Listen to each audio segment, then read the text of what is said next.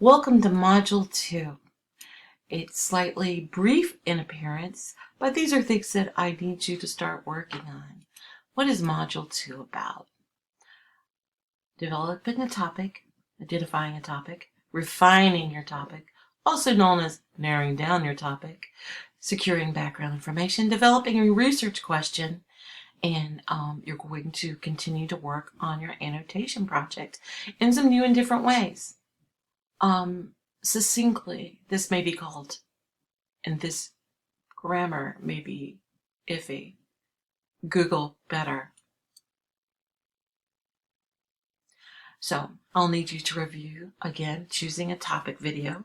Every video is an opportunity to learn something new about the same thing. And as you hear some of them reiterate some of the same ideas, you'll start to see how important they are. And these concepts are something ongoing that you should incorporate in your own practice. One of the big things I want you to understand about this project is the rubric. Here I'm using something called a thing link. If you'd like to do one yourself, it's at thinglink.com.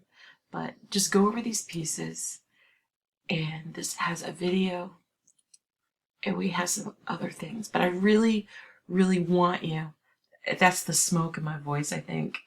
Sorry about that.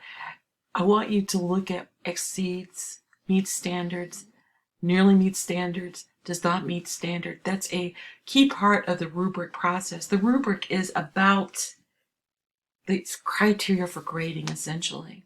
When you see this set up in a learning management system side as an instructor, this is how you get graded, because it clearly states you're going to lose 2 points if you don't do this. And as you grade, you just knock those off. And it's a great way to grade subjectively and rapidly.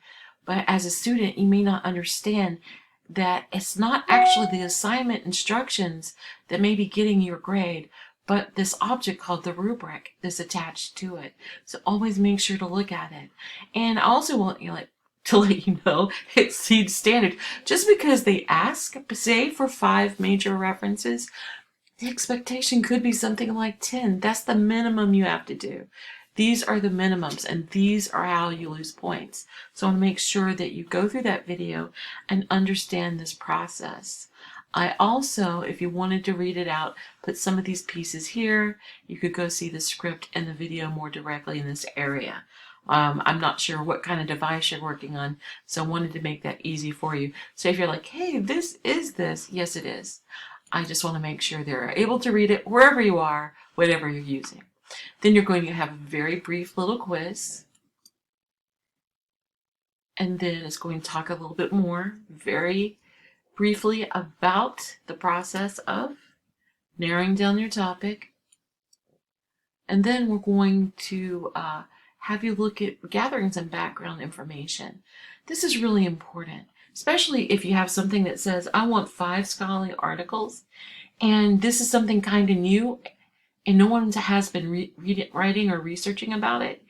You might want to change your topic. You need to sort of know what's out there, start picking on some keywords, start getting some ideas, seeing where this topic overlaps with other disciplines, kind of understanding it in context of a variety of different things other than simply your need to complete the project. And this is where the concept of Google Better comes in. And I did this video, I think it's about 10 minutes. Take the time to go over it. I'll show you how to use these objects. Now, certainly I understand you know how to Google, but do you know how to Google News or Google Advanced or Google Scholar? These are really, really rich, wonderful ways to use Google, because honestly, it does have a secret sauce in it. It really does. For instance, in Google Scholar, while it doesn't give you the full text, it knows what the full text is. So this search is really great, and it has citation searching. You don't know what that is? Make sure you get into my video. This is going to save you so much time. It's going to help connect your work with a greater level of authority. And that's the level I want you to be at. So make sure to go through this, and then I want you to go through each one of these and test some ideas about your topic. Make sure you're headed in a good direction. Make sure there's actually things written about your piece. And finally, we're going to go back to our annotation. We're going to work on the second level of it and add more keywords and ideas to it. So I give you some examples of some questions because you're going to rewrite your topic. If you feel that it's good, keep it as is. Some of this is repetition. Some of this is upgrading. Some of this is understanding that what we have going on may not work out well, so let's change it up. So from there, you'll have your weekly homework. I didn't put a video in here. I think it's self-explanatory. If it is not self-explanatory, I may add a CDC video later. Let me know. Now you can copy and paste this and fill it in. Or you can go here and use this doc and fill in the parts. I have not added a rubric to this assignment. You will get full points if you fill in all of the sections and follow the directions. And if you don't, I will bump it back to you and point out what you missed, and then you will fill it in.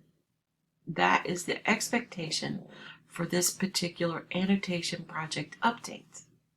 So, I hope you enjoy Module 2. If something is bothering you, or if you're feeling anxious, or you need more information about something, you reach out and ask me about it. I would be glad to hear from you. Have the best week.